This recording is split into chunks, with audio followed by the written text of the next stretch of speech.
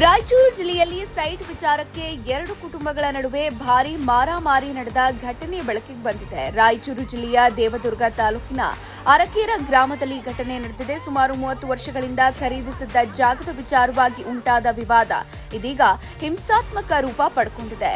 ಸಾತಲ್ ರಮೇಶ್ ಮತ್ತು ರವಿ ಎಂಬುವರು ಗ್ರಾಮಸ್ಥರಾದ ಚನ್ನಬಸವ, ಮಂಜುನಾಥ್ ಹಾಗೂ ಗೋವಿಂದ ಮೇಲೆ ಬೆತ್ತ ಹಾಗೂ ಕಲ್ಲುಗಳಿಂದ ಹಲ್ಲೆ ನಡೆಸಿದ್ದಾರೆ ಅಂತ ಆರೋಪಿಸಲಾಗಿದೆ.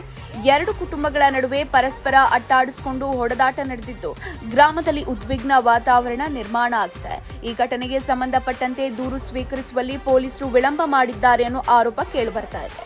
ಈ ಘಟನೆ ದೇವದುರ್ಗ ಪೊಲೀಸ್ ಠಾಣಾ ವ್ಯಾಪ್ತಿಯಲ್ಲಿ ನಡೆದಿದೆ. ಸಣ್ಣ ಜಾಗದ ವಿವಾದ ಹೇಗೆ ದೊಡ್ಡ ಮಟ್ಟದ ಹಿಂಸೆಗೆ ತಿರುಗಬಹುದು ಅನ್ನೋದಕ್ಕೆ ಈ ಘಟನೆ ಉದಾಹರಣೆ.